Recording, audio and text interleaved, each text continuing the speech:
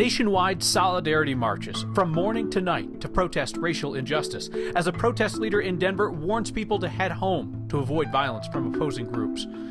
CU Boulder has a plan to head off an outbreak on campus. It's a gross plan, but it's a plan. Coloradans are really leaning into using telehealth during the pandemic, proving how it works and how it doesn't. Anti-maskers lawsuit gets tossed out before it's ever heard. Bad news if you're a virus particle, but it's your good news that takes us home every Friday. All that is next. Marches from coast to coast today in remembrance of Martin Luther King Jr.'s March on Washington 57 years ago and in solidarity with today's Black Lives Matter protests. The march in Denver was to last well into the night, but a community organizer and elected official called for people to go home, warning of potential right-wing violence in the streets tonight. Denver's peaceful protest began this morning. Plan was to go from 10 a.m. to 10 p.m. Speakers today have talked about police brutality and systemic inequality in America. At one point, the marchers at Civic Center Park blocked an intersection, taking a knee for 8 minutes and 46 seconds in memory of George Floyd. The concern at this point is what may happen later tonight. School Board Director Tay Anderson, who's been a protest leader, issued the call to clear the streets and go home. He pointed to the social media post by Tig Teagan. He is a Coloradan and a conservative celebrity of sorts, a veteran of Benghazi and a member of President Trump's Veterans Advisory Committee. Teagan put out a call for action in Denver tonight to, quote, stand up and protect what's ours. And he provided a meetup location. In cities like Kenosha, Wisconsin, we have seen armed militias called out in response to protests and riots in the streets. Director Anderson, a short time ago, backed off of his call for protesters to go home tonight. He said that organizers of tonight's event still want people to come out. He urged people to be cautious. So Coloradans are familiar with that red, yellow, green dial system that indicates the fire danger in each part of our state. Now there could be a similar system coming on board to signal COVID-19 conditions around our state. The hope by the state government is that this will simplify the public's understanding of when a particular county can open or when it needs to close back down again because of virus transmission levels. Each county will be at one of those 5 levels. The State Health Department just floated this within the last 30 minutes. They're gathering public comment on the idea of going to this system with details to accompany. Deadline for feedback's next Thursday. For all the buildup for the promised anti-maskers lawsuit against the state of Colorado and its mask mandate, the thing did not even get a hearing in court. The Colorado Supreme Court today declined to hear the lawsuit from Republican House Minority Leader Patrick Neville. Neville first announced his plans to sue the governor and state health officials back in July. Got some media for that. On Wednesday, he stood outside the Colorado Supreme Court to draw yet more media attention to this yet-to-be-filed lawsuit. He officially put it in the bin that night, and the Supreme Court threw it out today. Masks remain a requirement in Colorado's public indoor spaces. So what if I told you that the secret to keeping college campuses open and students safe lies in the lavatory? Mark Salinger flushes out CU Boulder's plan. Welcome to Boulder. It's a beautiful day in a beautiful place. And yet, we're out here talking about No, seriously, we're talking about poop. This is a weird time. There's a lot of information, actually, that is just flushed down the drain. A time where one of the most interesting things happening on campus makes us focus inside bathrooms and on small boxes like this. A technique that allows us to really non-invasively listen into potential community spreads of the virus. This is Creston Mansfeld. I'm an assistant professor in the Civil, Environmental, and Architectural Engineering department in the Environmental Engineering program. That's a really long title, so we'll just call him Creston. He's in charge of trying to spot COVID-19 outbreaks on campus before anyone else even knows. Yep. Maybe even before the person who is infected knows. The earlier that we can detect a infection allows more diagnostic, more testing, more direct application of resources to find that individual. So Creston, how do you do it? Let's just say he gets a little help every time someone flushes the toilet. What we do is we just have passive collector systems across campus. Creston and his team test wastewater on campus for any signs of the COVID-19 virus. From there, they can narrow down where the virus is spreading, down to the specific dorm or building the sewer water came from. Testing is anonymous, so they can't tell the specific person the sample came from.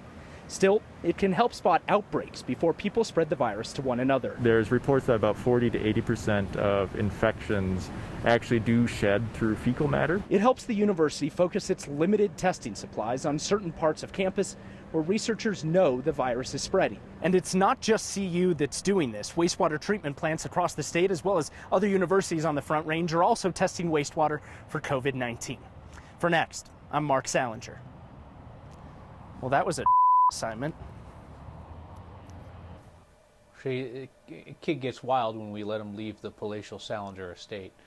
CU is using some other methods to test in addition to the number 2 one. We should say, if it's not obvious already, the wastewater testing does not point to any particular person, so it can't be used to diagnose somebody. It just identifies whether COVID-19 is present in different areas around campus. Let's look at the COVID-19 picture statewide. There are currently 134 people in Colorado's hospitals with COVID-19, and that ticks down our 7-day average to about 142 patients per day. This is encouraging. It's down about 45 patients from where it was 2 weeks ago. Positivity rate, percentage coming back positive, a little over 2.6%. Our 7-day average is now at 2.77%, down slightly from a week ago, down almost 0.5% from where it was 2 weeks ago. Again, that's good news. So it's rare that we're able to point out some positive that's come out of the pandemic.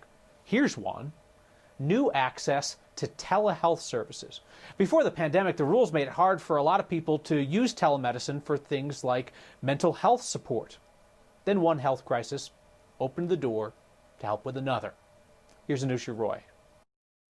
As COVID-19 spread, so did the word about telemedicine. But data from the Center for Improving Value in Healthcare shows its popularity was going up before the pandemic. The analysis goes from the beginning of 2018 through February of 2020, and we're seeing quite a huge spike in terms of use of telehealth services in general, and primarily, again, more for accessing behavioral health providers. One of the top diagnosis categories is for mental health help, and the number one way people were getting that help was over the phone. This includes parts of rural Colorado. Alamosa County actually has the highest utilization across the state.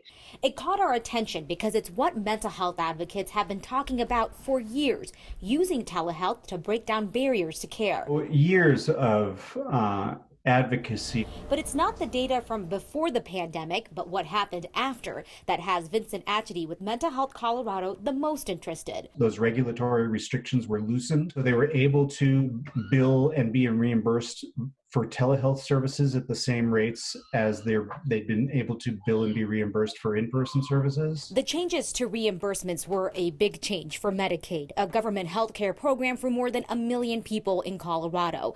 There's also a new Colorado law dictating that commercial insurance companies subject to state rules are also supposed to reimburse for telephone calls. Those calls weren't always recognized as telehealth before. While Civic is still working on post-pandemic data, individual stories are coming in. From community mental health centers and from the Colorado Behavioral Health Care Council is that usage of accessing care through telehealth is definitely up. So the data shows that people in rural Colorado are using telehealth services, but it's not consistent because there's still barriers like internet access. We've talked about this before in some areas of rural Colorado. And to keep in mind with this data, it includes a majority of people with commercial insurance, but not those who are self-insured or covered through some federal programs. Just in case you decide to dig through telehealth data on a Friday night, Kyle, just keep that in mind as you're looking at the numbers. So we give people a taste of how this might work through some exceptions. Is that going to roll back? Are people going to lose access? Is it going to become the new way of doing things? Yeah, I mean, that's a big question, right? And so there's actually a new state law, the one that I mentioned in the piece, that addresses Medicaid changes too. It's essentially making those reimbursement changes. They're extending it indefinitely. The whole idea, Kyle, is to protect these changes so that people can feel confident in their access to telehealth. I was so very close to wearing a jacket the same color as your dress, which would have been really embarrassing for both of us. I'm glad that didn't happen. All right. Have a wonderful weekend. Thank you, Lucia. Hey, I heard today from the folks at Colorado Youth for a Change, and they are so appreciative of what Next Viewers are doing for them this week. That's the nonprofit that's reduced Colorado's school dropout rate by doing this targeted re-enrollment support that convinces individual kids not to walk away from school, gets them the resources that they need. And Next Viewers, you've already donated more than $15,000 to Colorado Youth for a Change this week as they double the size of their team that's working with school districts up and down the Front Range on re-enrollment this year. That's why we chose them for our Word of Thanks microgiving campaign this week. We know that there are going to be students who just walk away from remote learning, so dropouts are going to be an extra challenge this year. You can still get in on this. If you want to text the word thanks to 303-871-1491, I'll send you that link to donate. If you have $5 and maybe your neighbor watching has $5, there are enough people watching this program that we can really make that pile up. And as always, I match the first 50 $5 donations. We're at $15,000 and counting, which is just awesome. So thanks for coming through. This nonprofit has a proven track record of success getting Colorado's students back in school until they graduate. A grotesque mistake by our producer has him offering up an apology to you and to his significant other. My good news is that really I can just hang out at the park and hang out with friends. Some desperately needed rain returns to the Front Range today, and the good news is people also got a chance to get out and enjoy the cooler weather before the sky opened up. Hang with us for a reason to smile this Friday. Next.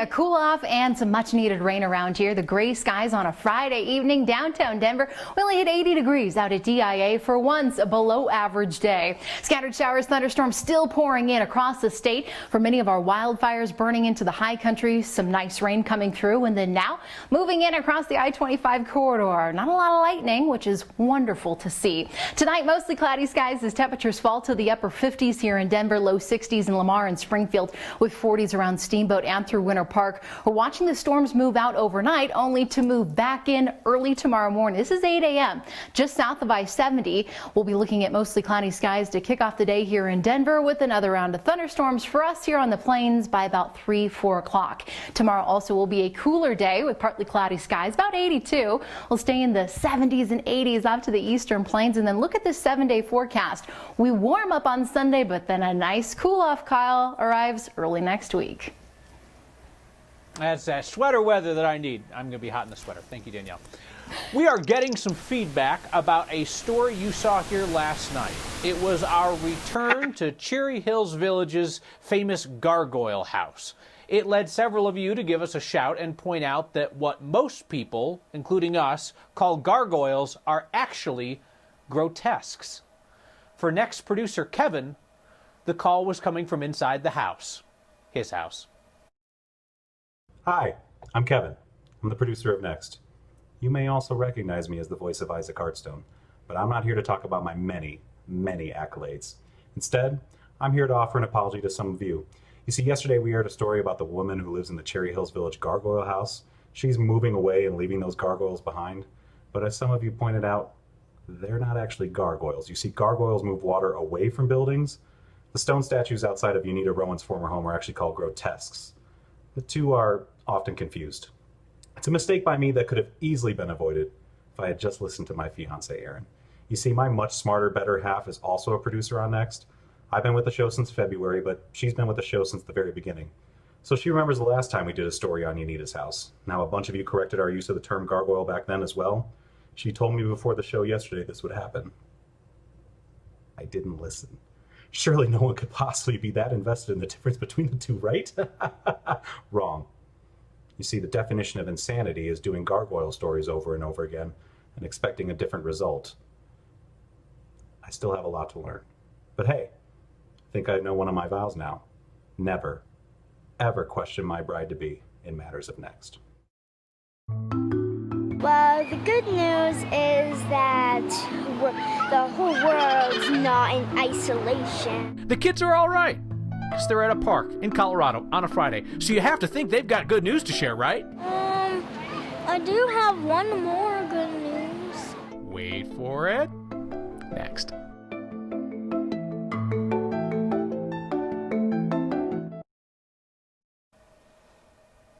I was tempted to declare the rain to be today's good news. It certainly is. But before the skies opened up, we saw a lot of Coloradans out and around, including in Golden, thankful that the temperatures dropped so they could enjoy some time outside.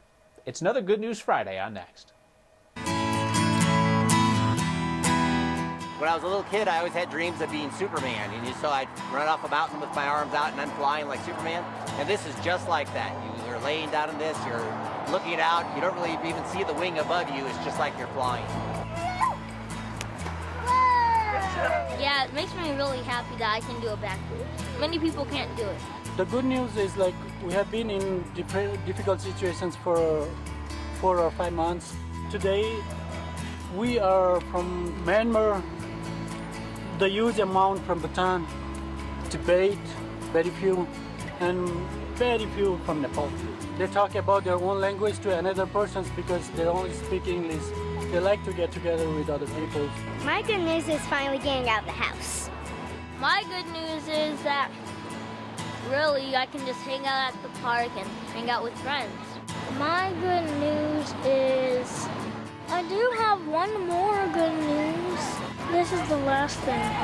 I have very good friends and the air is very fresh and I get to go outside. And I just have a family. Well, the good news is that the whole world's not in isolation. My good news today is that, I have a wonderful wife and family here in Colorado, and all of us are well and are getting through this pandemic period. And I get to still come out and fly and do these things, and I just thank God that I'm alive during this time and have the opportunity to live life.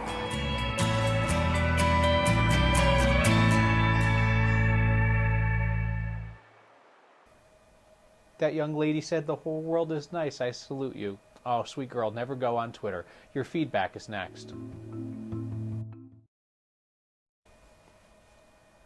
Finished with your feedback, Bentley says, what if somebody didn't give to a prior micro-giving campaign, still wants to, asking for a friend?